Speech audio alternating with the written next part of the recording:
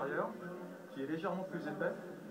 Et si on le laisse tel quel, le roulement vient porter sur le plateau. Et lorsque l'on serre le diff, en fait, le roulement vient porter sur le roulement intérieur de la couronne et non pas sur les billes.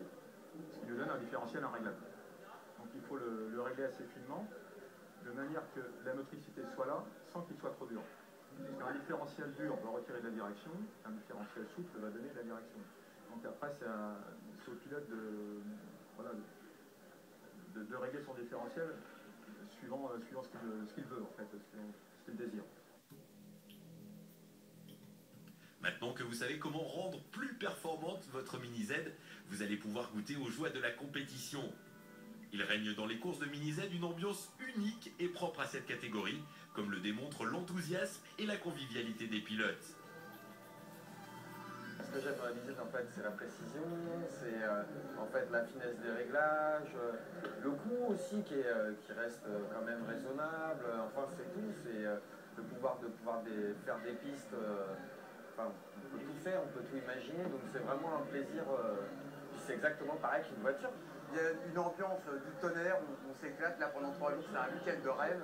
Mais vraiment, on connaît tous les potes de toute la France via un forum qui s'appelle Mini Z France. Et c'est sur ce forum qu'on se rencontre, qu'on organise des compétitions, qu'on inscrit, on garde le contact avec Mini Z France. Voici maintenant quelques recommandations. La Mini Z est un virus très contagieux. Attention, il peut aussi se transmettre à la jante féminine et aux enfants. C'est vraiment un hasard en fait. J'avais un collègue de bureau qui est ici présent, qui n'arrêtait pas de parler de la Mini Z. Donc une fois au bureau, il nous a montré un petit peu ses voitures. J'ai dit oh, non mais c'est pour les enfants, ça c'est pas pour les adultes. Puis une fois, je suis passée chez lui, je l'ai vu tourner. Donc j'ai pris la radio entre les mains, j'ai essayé et là je l'ai adopté. Quand on la maîtrise bien, c'est agréable. Donc c'est tourner avec d'autres pilotes, c'est pouvoir se positionner, faire aussi des petits dépassements, réussir à améliorer au fur et à mesure son chrono, c'est pas mal.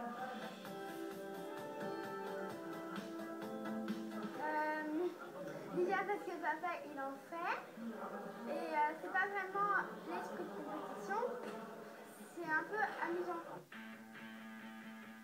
Si c'est au Japon que l'on pratique le plus la Mini Z, la France n'est pas en reste, comme nous l'explique Patrick Barriot, qui dirige un site de vente en ligne spécialisé. Voilà, en France aujourd'hui, la Mini Z, aujourd'hui c'est une vraie catégorie. Avant, les gens qui faisaient de la Mini Z faisaient en hiver de la Mini Z et en été une autre catégorie. Aujourd'hui, on s'aperçoit que les gens qui font de la Mini Z en font toute l'année. C'est une vraie catégorie à part entière. Patrick nous dévoile maintenant la prochaine évolution de la Mini Z qui n'était pas imprévisible. Pour moi, aujourd'hui, c'est la Mini Z MR 03 VE qui va complètement bouleverser le système parce qu'on va passer avec des moteurs brushless. Le gros changement et la petite news pour RC1, je vous la donne. L'année prochaine, moteur brushless autorisé à la Coupe de France. Dans quelques instants, nous reviendrons sur l'aspect compétition de cette Coupe de France Mini Z 2013. Mais juste avant, voici un nouvel essai, le Glamis de chez Vatera.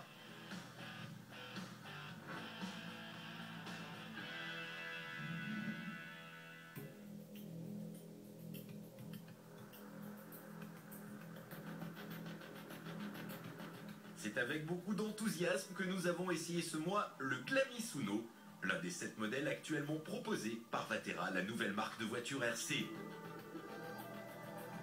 Le Glamis est un buggy maquette 1/8 de roues motrices qui est conçu autour d'un châssis cage en aluminium qui n'est pas sans rappeler celui du Baja 5B de chez HPI. Le Glamis est livré prêt à rouler avec un chargeur, un accu LiPo 2S de 3000 mAh et une radio Spectrum. Esthétiquement, le Glamis est réussi. C'est une machine très homogène avec des éléments réalistes comme les jantes, l'habitacle ou les phares qui peuvent être équipés de LED.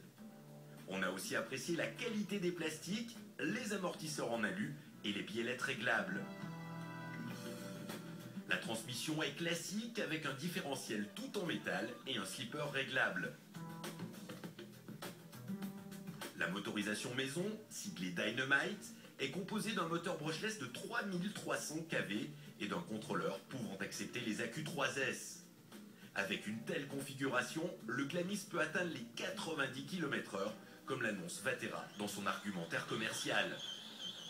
L'électronique est très bien protégée par la carrosserie qui enveloppe parfaitement la machine et par un boîtier étanche qui accueille le récepteur. La carrosserie et le cache pilote tableau de bord ne sont pas évidents à enlever. 8 clips doivent être retirés pour mettre le châssis à nu. Heureusement, cette manipulation se limite aux opérations de maintenance, la queue étant accessible par une trappe située sous le châssis. L'idée est bonne, même si le mécanisme de verrouillage a tendance à se gripper avec les projections de terre et de boue. Comme sur la plupart des buggy de ce type, le Glamis est équipé de pneus à picot à l'arrière et de pneus lignés à l'avant. Une monte qui convient parfaitement à une utilisation tout-terrain.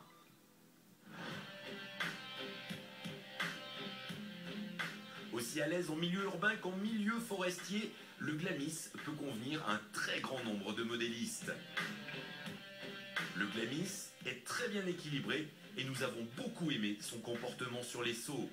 C'est une machine saine, fiable, que nous avons pourtant malmenée durant 3 heures dans des conditions hivernales difficiles, mêlant neige, eau et boue. La puissance du Glamis est diabolique et les runs gaz à fond sont un régal, même si on doit rester conscient que le moindre écart pourrait causer pas mal de dégâts à la voiture ou au tibia d'un promeneur. Les débutants pourront s'éviter quelques sueurs froides en limitant la puissance via un interrupteur sur la radio. En conclusion, cette voiture est bien née en termes de qualité, de performance, de fiabilité et de prix. 430 €, le Glamis se hisse au niveau des meilleurs.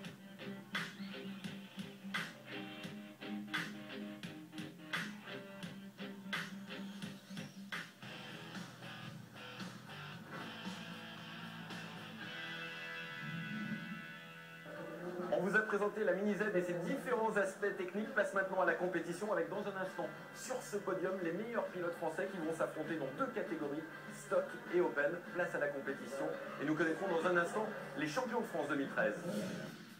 Mais avant de revoir les dernières manches des séries A, c'est-à-dire celles des meilleurs pilotes du week-end, les organisateurs reviennent sur cette compétition. Alors aujourd'hui, les gens qui participent à la Coupe de France sont tous les meilleurs pilotes de France. Donc on va retrouver des gens du sud, du nord, de l'est, de l'ouest. Et on organise cette course une fois dans l'année. Aujourd'hui, nous avons 2 catégories. Une catégorie stock où ils ont des moteurs stock et des pneus en caoutchouc. Et une catégorie open où on retrouve des gros moteurs avec des T2 et des pneus en gomme mousse. La grande différence, souvent on les retrouve au niveau des carrosseries. Est-ce que la dernière manche a réservé des surprises? C'est ce que nous allons voir tout de suite avec la Série A en stock. Et c'est le poleman Damien Pichereau qui est le premier à passer sous l'arche de comptage après le départ à l'équerre donné dans la grande ligne droite de ce tracé très rapide. Damien, qui n'a jamais été très loin du titre les années passées, a rarement été inquiété durant le week-end. Il doit cependant se méfier d'Alexandre Poyen qui est très bien revenu dans la 5e manche et qui a même 2 secondes d'avance au départ de la dernière course. Pour obtenir le titre, Alexandre Poyen doit coller Damien Pichereau dans cette dernière manche. Malheureusement pour lui, ça ne sera pas le cas et Damien va prendre le large pour aller décrocher le titre de champion de France 2013, un titre qui le remplit de joie. Je suis pas passé loin en 2011 principalement, vraiment je suis 4 ou 5e donc j'étais tout prêt. Cette année je voulais pas la laisser passer, donc bon, ça y est c'est fait. Après une grosse bagarre avec Alexandre, en ami normand, maintenant c'est bon, c'est dans la poche. Ouais, j'ai cru un problème mécanique en fait dans une des épingles où la voiture part un tout petit peu de l'arrière. Et à ce moment-là, j'ai cru que soit j'avais perdu un écrou ou autre. Et toute la fin de course, on se demande un peu ce qui se passe. Et c'est passé. Heureusement, c'était à 1 minute 30 de la fin, parce que ça aurait été plus tôt, ça aurait été tombé. Maintenant, en Mini Z, la saison s'arrête. Je vais plutôt m'entraîner au club. On a la chance, grâce à la mairie de Mussam, d'avoir un nouveau local qui m'a permis justement de m'entraîner et d'arriver là où je suis maintenant. Donc on va continuer pour essayer d'aller l'an prochain en Open et aller avec les meilleurs. C'est le but, hein. En Open, l'élite des pilotes de Mini Z, rien n'est fait avant la dernière manche entre Carlos Guerrero et Thomas Guillon. Carlos a l'avantage de partir en tête et peut empêcher Thomas d'accrocher les 35 tours, seule condition pour lui de remporter le titre. Après 2 minutes 30 de course et un dépassement difficile, Carlos part à la faute et passe sous une goulotte qui délimite le circuit. Thomas passe en tête et pendant 3 minutes, il est champion de France avec un prévisionnel de 35 tours. Le stress de cette dernière manche rend les pilotes plus nerveux et les dépassements plus difficiles, Cette situation empêchera Thomas Guillon de remporter son 3e titre de France. Et c'est donc Carlos Guerrero qui finira 2e de cette manche, qui décrochera le titre 2013. Très heureux. C'est vraiment une très bonne sensation. J'ai vraiment lutté tout le week-end pour maintenir ma position. C'est que du bonheur. J'étais pas sur une stratégie de course pure en fait. Je m'attendais à ce que le deuxième attaque au maximum sur la voiture, ce qui pénalisait sur la consommation des accus et qui l'empêcherait d'atteindre les 35 tours qui auraient pu supprimer le titre de champion de France. Mon objectif maintenant, ce sera, on va dire, la regagner l'année prochaine.